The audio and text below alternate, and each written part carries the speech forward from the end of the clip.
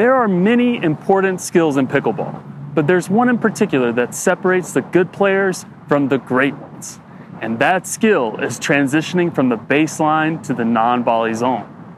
It may sound simple, but it is critical because the majority of points are won at the net. And if you can't get to the net, you can't win. Today we're going to cover the skills you need to master the transition zone so that you can stay calm, get to the net with confidence, and win more points. Let's get into it.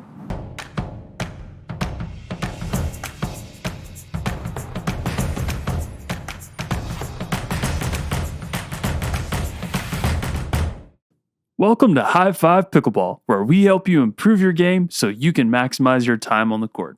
My name is Adam Richards, and today we're covering how to master the transition zone. But before we get started, I want to give you a free gift. It's called the Path to Better Pickleball. This is a 30-day challenge to help you improve your skills step by step. After signing up, you get a free downloadable skills guide and 10 videos sent straight to your inbox every few days. To gain access, just click the link in the description. All right, let's get into it. The transition zone is the space between the baseline and the non-volley zone. When you're transitioning, the goal is to neutralize your opponent by hitting an unattackable shot so you can get to the non-volley zone and take control of the net. But this is easier said than done. There are a few important things to remember as you make your way through the transition zone. Number 1, this area is sometimes called no man's land, but the reality is this is the transition zone. You will have to take shots here, so it's best to get comfortable with those shots with the goal of moving to the net. Number 2, you are not trying to win the point here, especially in competitive play. You are playing defense and seeking to neutralize your opponent with an unattackable shot. Number 3, earn your way to the net. No one can hit a perfect unattackable third shot every time. In fact, many times you must take a 5th, 7th, 9th, or more to get to the non-volley zone, and this is okay. Keep the ball in play, keep it over the net, and earn your way up. Number 4, do not hit and rush. If you do this, you risk running through the ball, which can cause errors. Number 5, stay calm. The transition zone is only 15 feet. If you can stay calm, focus on hitting consistent shots, and get to the net step by step, you can set yourself up for success. All right, now let's look at the mechanics of hitting shots in the transition zone.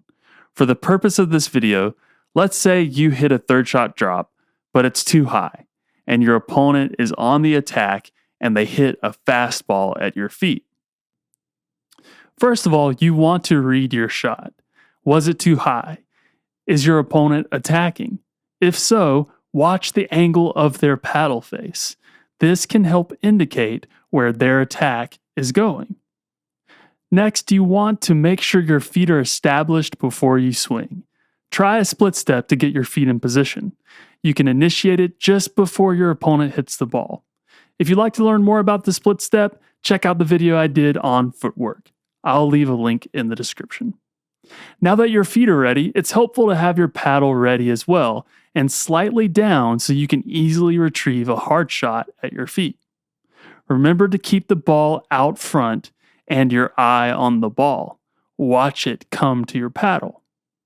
Next, your swing will be efficient and compact. In fact, when you're closer to the net or if you're defending a fastball, your paddle will do a lot of the work for you. When you're further away from the net, you will need to give some slight push or brush up to the shot. Your grip pressure will vary depending on where you are on the court. The further you are from the net, the tighter it will be. But for a good rule of thumb, I would use a grip pressure that is 3 to 4, similar to a third shot drop. If possible, hit the ball out of the air. When it bounces, there are more variables to deal with. But be sure not to overreach. If you hit it off the bounce, that's okay too. The goal is to keep the ball in play and return an unattackable shot. Lastly, respect the net. Keep the ball over the net and give it plenty of loft. If you'd like to work on your shots in the transition zone, you can drill this with a partner. Have your partner stand at the kitchen line and feed hard attacks at your feet. The goal is to reset those hard attacks with an unattackable ball in the kitchen. Eventually, you can practice moving to the kitchen. Once you hit consistent resets, have your partner step inside the kitchen to keep it going and keep it competitive. This drill can be a game changer. I know it has been for my game.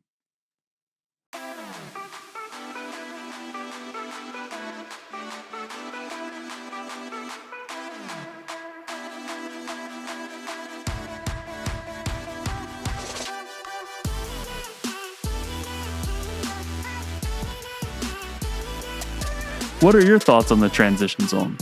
Are there any tips that I left out? Let me know in the comments. If you enjoyed this content or learned something new, please remember to like, subscribe, and hit that notification bell so you never miss another update from High Five Pickleball. Thanks for watching.